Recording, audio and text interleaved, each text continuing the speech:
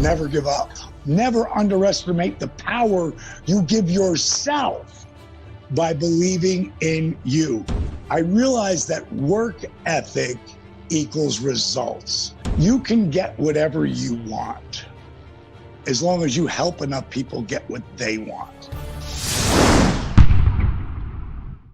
Hey guys, welcome. The Bo Show is back by popular demand, and we are so excited. We're launching the brand new Mastermind series, and we're going to be interviewing some of the most incredible, inspirational, and motivational people on the planet.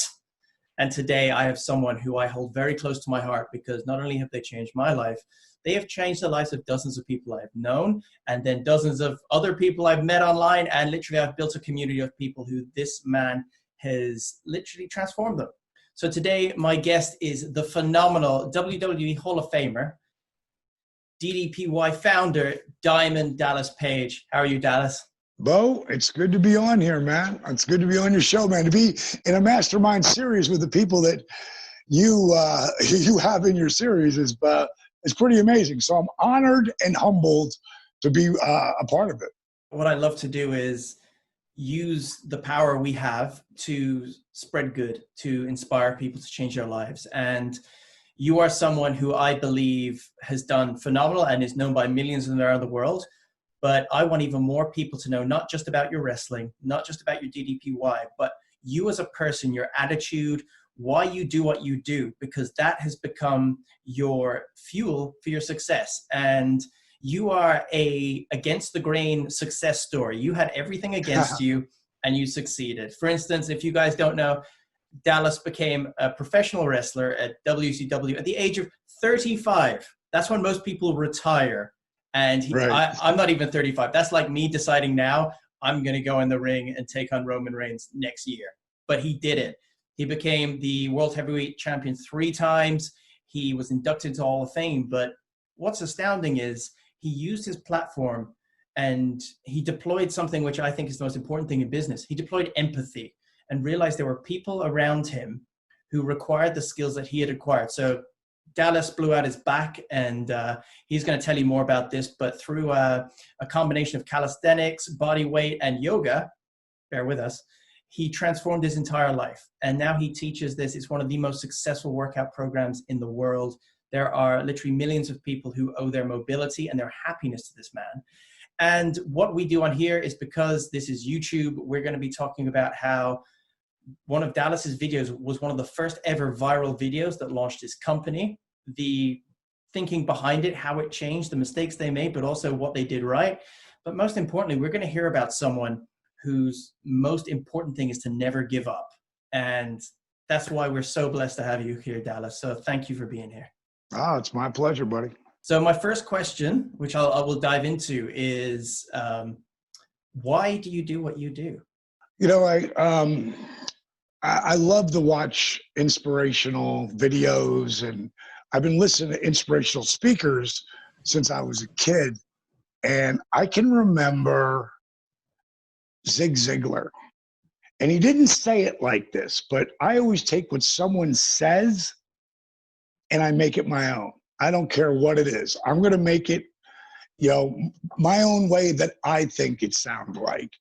And what I took away from that was, you can get whatever you want as long as you help enough people get what they want. And I heard him say that, or a version of that, at 22 years old. And it just became a part of my mantra. I tell people all the time who are depressed and, craziness that's going on in not our country, but the world right now, but really crazy in our country right now. If you want to try to help deal with a depression, help somebody, help anybody. I don't care what it is, because that action of helping someone else makes them feel so good that they're going to give that feeling back to you, and you feel much better about yourself. So even as a nightclub owner, back before I ever started professional wrestling, we would do the Toys for Tots drive, and we would do different charity things. And again, giving back to the greater good made me feel really awesome. I shared a lot of my journey, which it never should have happened. You know, Jim Ross called me the greatest overachiever ever. You know, I was the long shot of all time. When you start wrestling at 35, now here's what you have to understand about wrestling. I don't want to spoil this for anybody, but wrestling is predetermined. In other words, the writers who write the storylines write who's going to win and not, who's not going to win. Well, at 35, going from a manager to a wrestler, no one believed in me. Michael P.S. Hayes, who I was managing at the time, when I told him I was going to start going to train to wrestle, because they wouldn't let me manage anymore, mainly because I was too over the top with the hair and the rap and the bling and the diamond dolls. And I was taking too much attention away from the wrestler. But if I was wrestling, that would be a good thing. So I thought I had 7 months left on my contract. I'm going to go down here and I'm going to learn how to wrestle. Michael P.S. Hayes fell down on his back laughing. I mean, like, buckled him. Like, it was such a ridiculous statement to him. And looking back, I guess he had a point. Imagine trying out for the Lakers or the Dallas Cowboys or the Yankees at 35 and a half. Not a chance. But in professional wrestling, it's different. And being a character, I'd already had some groundwork at that. But they were just going to use me as a buffer to get other wrestlers over. And something I learned very early on as a kid, when I was 12 years old, I got hit by a car. I walked out in front of it. It was my fault. My knee hit my right knee, my face bounced off the hood, and I flew 42 feet from the point of impact. At 12 years old, I was like, I wouldn't say a prodigy, but I was incredible at football, pee-wee football, Pop Warner football, and hockey. And that took it all away. They wouldn't let me play because they were combat sports. And they let me play basketball, which I sucked at. And the bottom line is I didn't make the team in 7th grade because I hated it. I was playing football. I didn't need basketball. 8th grade, I made the team, but I sat on the bench, and I never sat on the bench. That summer, I swore that would never happen to me again, and swore I really learned about work ethic. And I went to the park that summer every single day. I played from 5 to 7, 8 hours a day, every day. And my freshman year, I started. We went undefeated. By my sophomore year, I was starting varsity. I realized that work ethic equals results. And that's what people didn't know about me when I decided to become a wrestler at 35. I was going to outwork everyone. I was going to be the first to come, the last to leave. And it was going to take time, but I was going to make one believer at a time. And it took me till I was 40, but the second half of 40 years old, boom, my career took off like a rocket. By the time, that was 96. 97 and 98, I'd headlined 12 or 13 either main event pay-per-views or semi-main event pay-per-views from obscurity. And people couldn't understand, because you have to go back to understanding that someone decides whether you win or lose. And in the beginning, I couldn't make anybody believe it. But I developed what we call the end of a match is your finish move. Like Jake the Snake Roberts had the greatest finishing maneuver of the 80s. It was the DDT. Jake was phenomenal on the mic, in the ring, and had a finish. I was phenomenal on the mic when given the opportunity.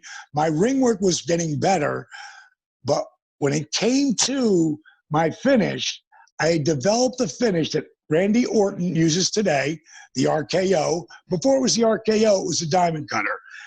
And it exploded buildings, meaning like when I would hit that finish out of nowhere, it blew people, it like exploded them out of their seats. And what I did was I created a sign, which was the Diamond Cutter sign. So even though when they let me beat people, they were nobodies. and this applies to everything, no matter who you work with, no matter who you're around, if you make them look better, if you make them look the best they've ever been, that makes you look incredible. And I would go out there and work wrestling matches with guys that weren't as good as me and were on the bottom of the barrel, but I'd go out there and make them look like Ric Flair. I would give him some kind of spot in a match and, oh my God, he's going to beat him. He's going to beat him because I'm a bad guy at the time. And everybody wants to see the bad guy lose. And so I would finally like slip on a banana peel and then boom, boom, boom, boom, boom. And then the crowd would be up and then he'd go to do something to me and I'd turn in a diamond cutter. And whoa, in the beginning it shut people down, but then they started to pop, pop, pop to where, there's a YouTube up called Diamond Cutters on Everyone. You can see how the diamond cutter explodes with people as you move through it, that when I would hit my finish, and we had 20,000 people in the arenas at that time, the whole left side of the building would throw up the diamond cutter. Now, I'm still a bad guy. I'm not a good guy. But the people they wanted to cheer for, they wanted to chant DDP. And it was because when I walk out of my entrance and throw this over my head, 1,000 people started to do it, then 5,000, and then 20,000. And they couldn't deny me. And I would not be denied. My work ethic would shine through.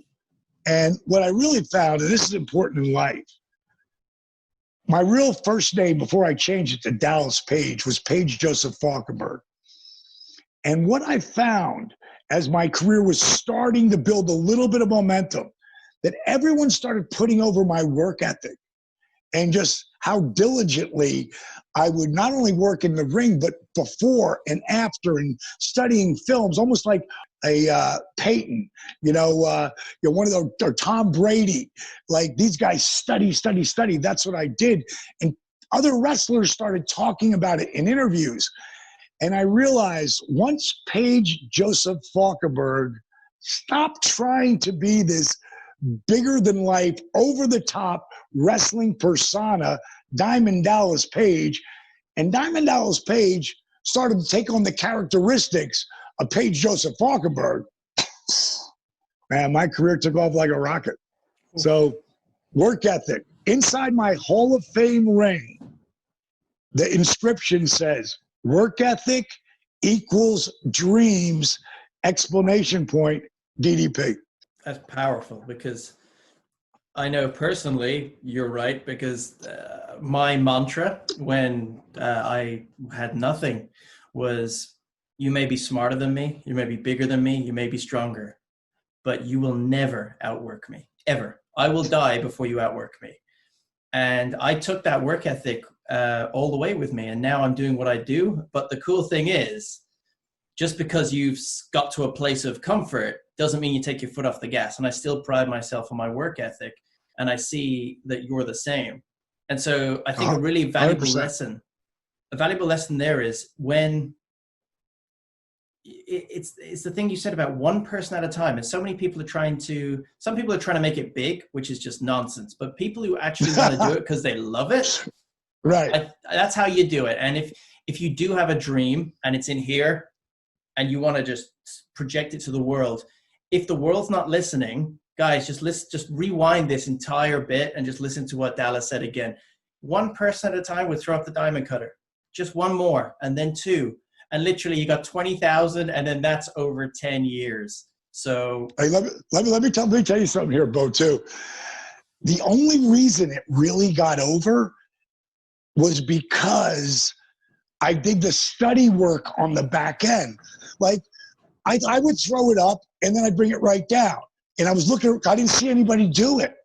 And then one day, because I filmed every single match, I'm the first guy to ever ice his body in professional wrestling. I'd ice my knees and my back before, maybe for hours after a match. And people go like, what are you doing? What are you doing? I'm holding back the hands of time. I'm taking down inflammation. But I filmed every single match. And the guys would laugh at me and bust my chops. And look on how many matches are up on YouTube today. There's millions from all over the world, from Japan, Mexico, and the UK, and Canada.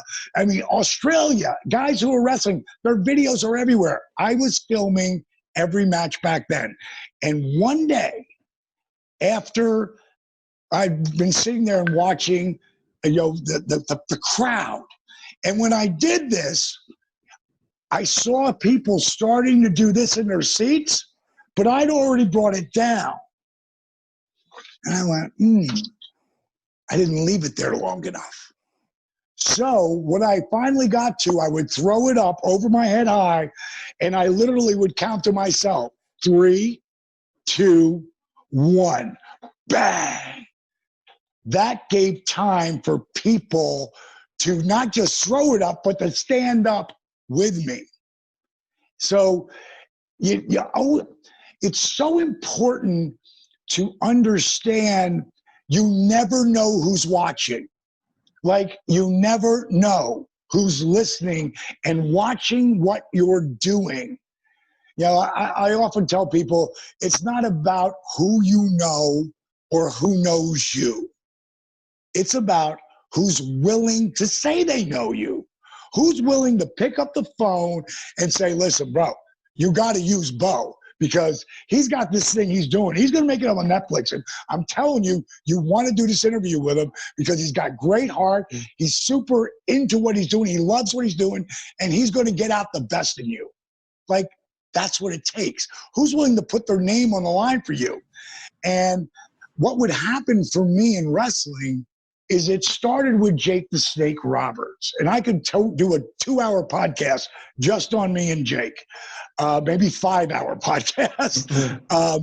But he was the first one, the guy that I looked up to the most as a wrestler, who could talk, who could work, who just had all of it. And when he told me in 1993 that I was going to be one of the biggest names in the business, it was the beginning of me starting to believe it. I always tell people, never underestimate the power you give someone by believing in them. I brought that up when I inducted Jake into the Hall of Fame on my 58th birthday in New Orleans, I believe it was. I inducted him into the Hall of Fame, and I had this amazing speech written. And I always believe in preparation and improvisation. And at some point, I said that. Right at a point, I'd never said it before. I said, never underestimate the power you give someone by believing in them. More importantly, never underestimate the power you give yourself by believing in you. Because there's only one person I had to believe in you, Bo. That was you. And you proved yourself right. I think it's fate, because Evan Carmichael, who's on this channel, he has something called his one word. And it's basically a word that basically encapsulates everything in their life. And it's their North Star. And Evan's word, in which he's garnered millions of followers out of and changed their lives, is the word believe. He believes that you should believe in yourself. I don't know which way to go because there's so much gold here. I'm so excited speaking to you because I'm so happy. I'm hoping this will be one of those things that we put online, and there's just so much gold that you're going to have to keep going back and come forward. But I'm going to take the time to dig this gold right now. And two things you just touched on were for instance, when you were cultivating the diamond cutter and you were putting it down too early, because you did the extra work and you did the kind of your due diligence, 99.99% of people would have done it and then said, well, my strategy for whatever I'm doing isn't working, so I'm going to change. But you took a different path, being like, wait, let's just dive a little deeper. And it can sometimes be painful when you're looking and going, okay, why am I failing? And I think a lot of people have fear of failure. I'm addicted to looking at where I'm messing up because I'm like, oh my God, I'm going to find something great. So a really valuable lesson, guys, here, which Dallas has just shown, is you might still be doing the right thing. You just might need that 1% adjustment. Tony Robbins has a great line about if you set two ships off from Ireland on the same path, but 1 degree difference, one's going to end up in South America and the other's going to end up in Canada. There's 1 degree difference. Right. Isn't that incredible? And so you took that change and changed your finisher, the diamond cutter, by 1%, and it changed your life. But another thing that's I'd love for people to know about is, I understand you've got incredible work ethic and you work harder than anyone and you're gonna go and get it. Authentically and honestly, what were those times like when it wasn't quite going right and you questioned yourself? What was the conversation? Well, you know, I'm going to share this with you when we get off the phone, get off this interview. I want to send you my newest documentary. You know, my first documentary was The Resurrection of Jake the Snake, which was rave reviews. The second one that'll be out this year, it's called Relentless. And it's from me blowing out my back and telling me my career's over at 42, right when I just signed a multi-million-dollar 3-year deal. And now I've ruptured my L4 and L5 so badly that 3 spine specialists are telling my career is over. And at that point, man, you know, it tore me down. It tore me down. I'll tell you the first time, which was the wrestling time. No one believed in me until Jake. And then after that, the guy who made me, without Dusty Rhodes, there is no Diamond Dallas Page. I got Dusty to believe in me. And then I got Hulk Hogan to believe in me. None of this that I brought to them and asked them. They came to me and said this. And when Hulk said it to me, it was in 1994. And I got to be honest, man, there was times where I was thinking, this isn't working. You know, I got to get my release. I got to go to the WWF at the time, now WWE. There's no one who, you know, is making anything happen here. No one's believing in me to give me the opportunity. And Hulk, I was on a tour with him in Germany. I'm the first match. I'm the curtain jerker. I'm at the bottom of the card. And when I walked through the curtain after day 5, we got 20 days on the road. We're going to wrestle 17 of them. We went 5 days in a row. I come through the curtain. Hulk grabs me, pulls me over. He says to me, "How are you doing it?" I'm like, "Am I doing what, Hulk?" He goes, "How are you getting so much better?" I go, "Wow, thanks, bro." I go, and then he answers the question for me. He goes, "This is what they're doing with you, right?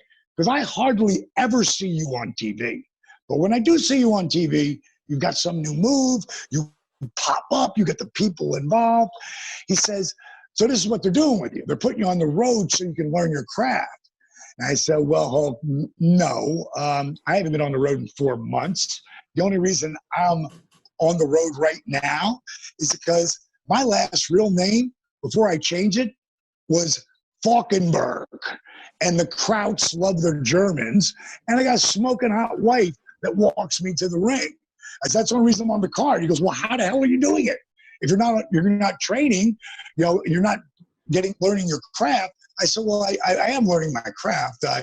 I'd rather be on the road, but I go to the power plant every day and I've learned to teach the younger guys, because every day I need to be in the ring.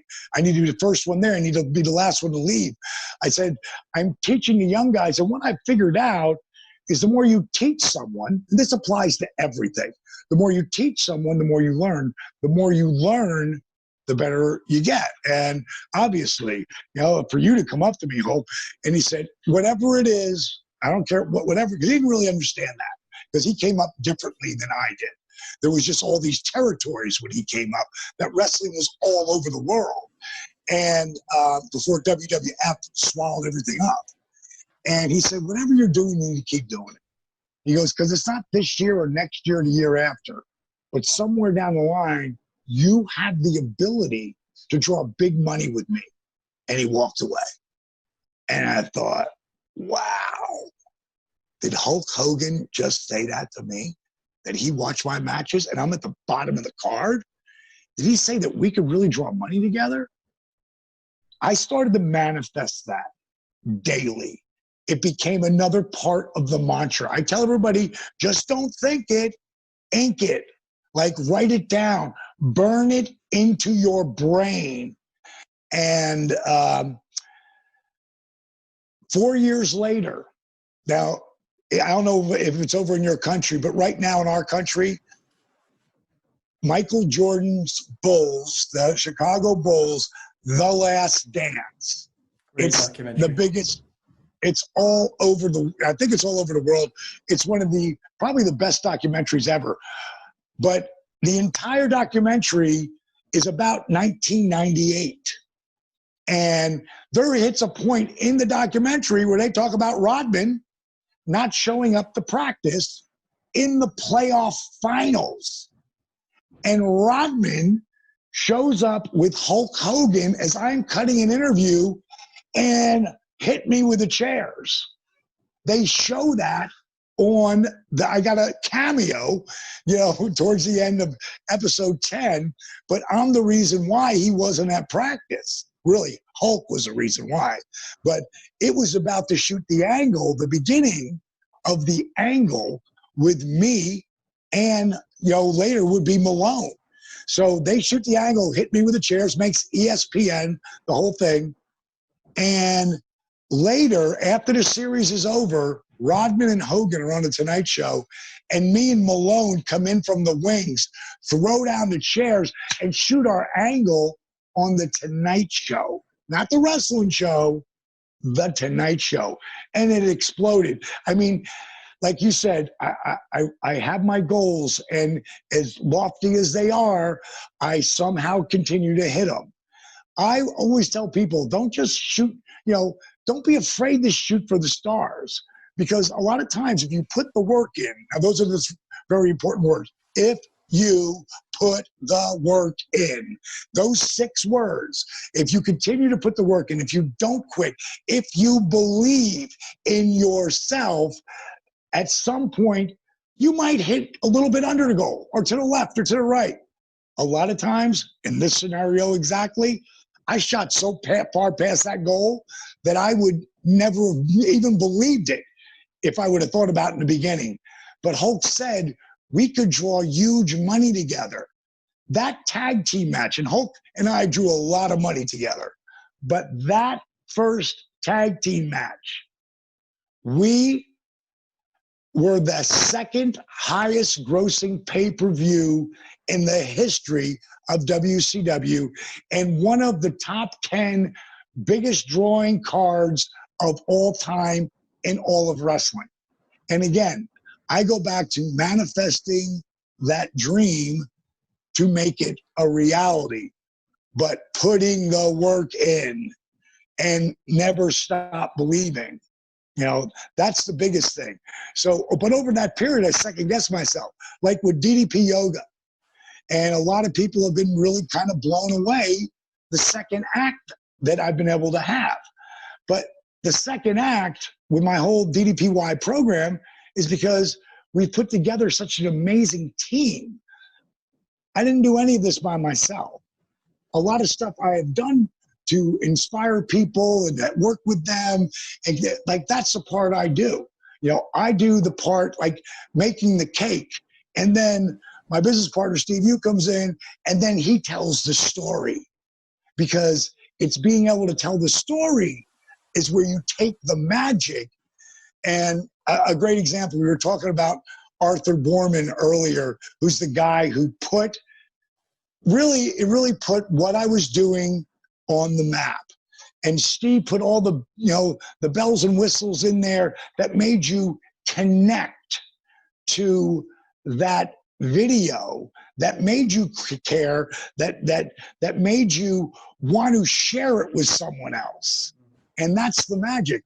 And when it started to go viral, And I didn't even know what viral meant in 2012, be honest. Steve calls me up and he said, I just text you something, read it. And I read on the text, it says, it's a tweet. And it says, stop what you're doing right now and witness real magic. It was from David Copperfield. That's when I'm getting on a plane and flying to Nashville from LA. I get to Nashville, Steve sends me another tweet. And this one says, you want to be inspired? This is one of the most inspiring videos I've ever seen. Starts out slow, well worth the wait. Tony Robbins. I was like, wow. You know, I always tell people that I am the new Jack LaLanne meets Tony Robbins meets straight Richard Simmons. See, I know a little more about the Arthur Borman story video, and I think this is going to be so important to share with everyone, that the reason the Arthur Borman video is so successful is it's a case of authentic marketing. So you were talking about the message, and correct me if I'm wrong, but wasn't there a video before that had a lot more DDP yoga, or I think it's YRG at the time, logo? Yes. So by you taking that out and focusing on the story, you actually created empathy, compassion, and connectivity with an audience you didn't even know you had, and that exploded. Is that correct? Yeah, and it was Steve. It was Steve who, he redid the video, and he sent it to me. And I was like, wow, this is powerful. I call him up. I go, bro, because by the time we changed the company from YRG to DDP Yoga, I said, you didn't put DDP Yoga in there.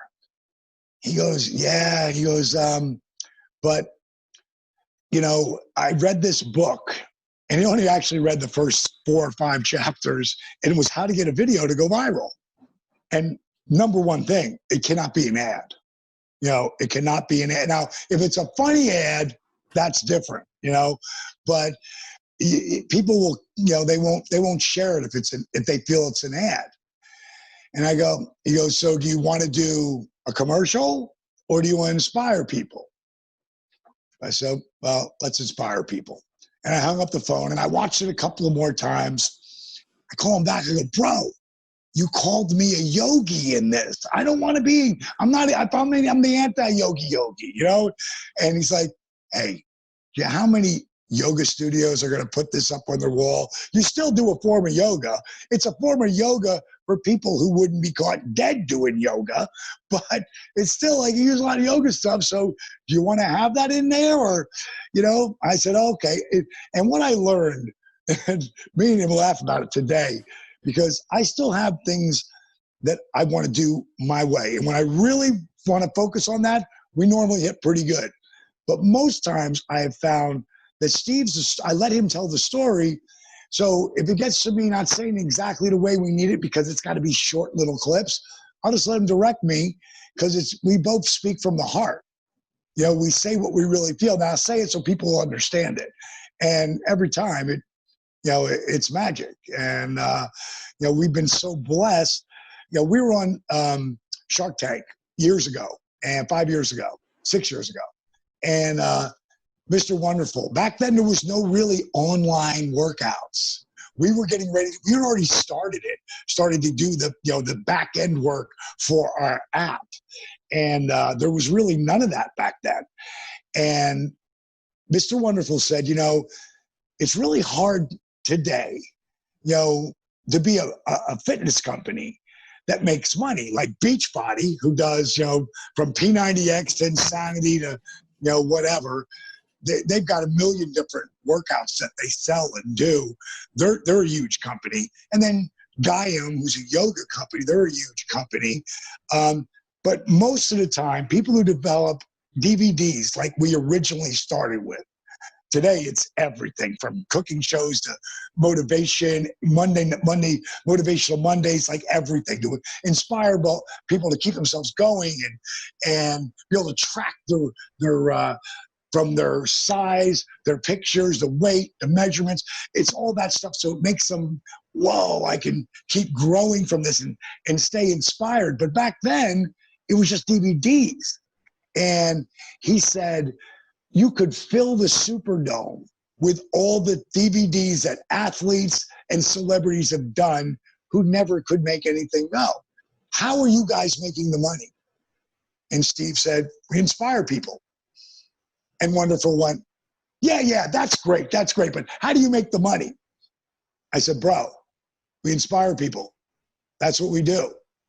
And, you know, that's the magic to me. I'm so lucky, man. I interview and I connect and I have dinner and with so many people in this industry of trying to make people better. And I'm lucky that I know a lot of the best. However, there are a lot of people who the inspiration part is their secondary goal, and it's tragic to see. And they have like a bright flame, but they burn out really fast. So I think part of your longevity is that you actually care.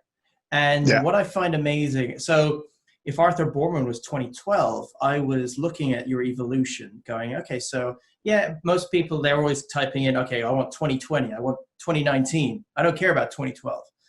And what I found amazing was you have an actually more successful video now by Vance Hines.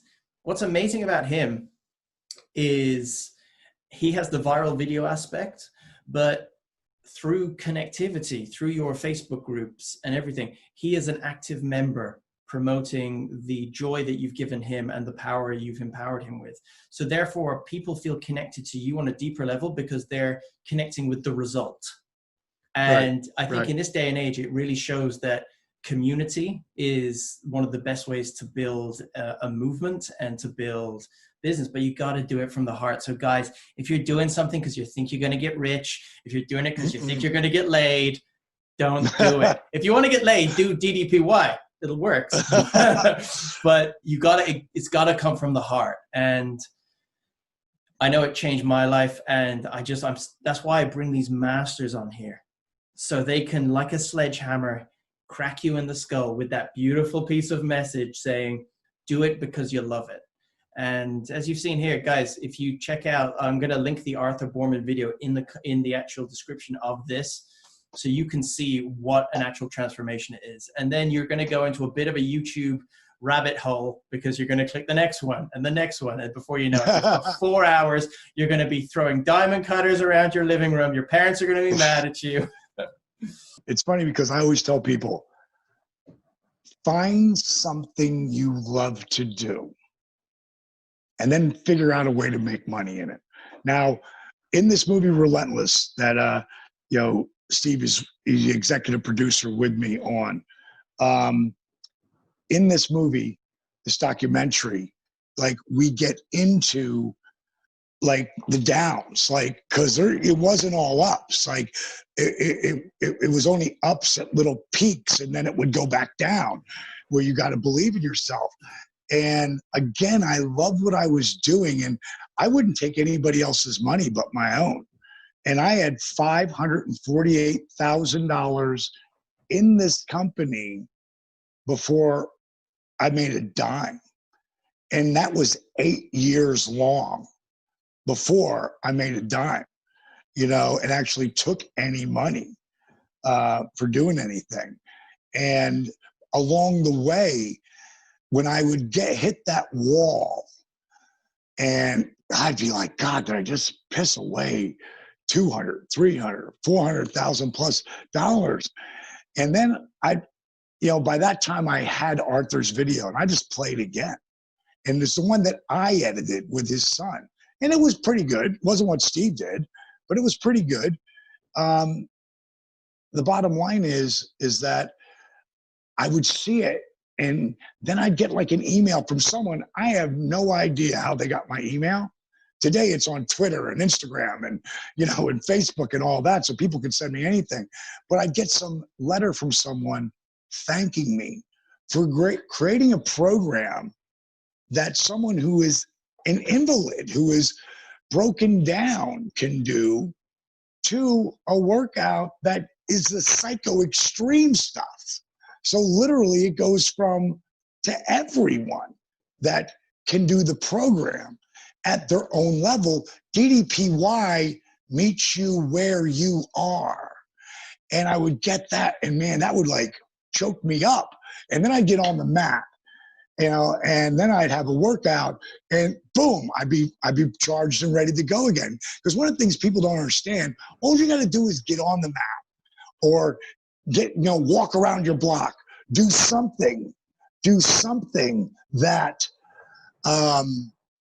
that's where you have to use energy, lift weights, whatever it is, because exercise helps reduce stress. And then once you get refocused on what you believe in, then use that, and then boom, you keep on going.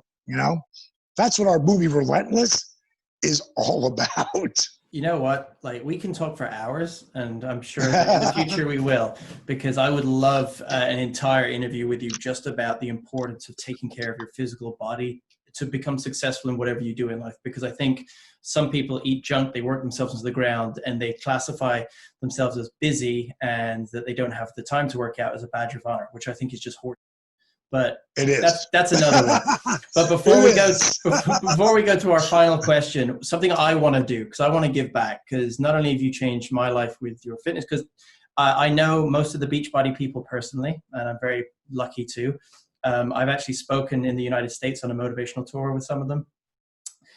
But your app, your routine, the accessibility and the compassion that you have, even though it's pre-recorded and it's archived, compassion bleeds through it. And no matter who you are, it can change your life. And I can promise you, dozens of people I know have been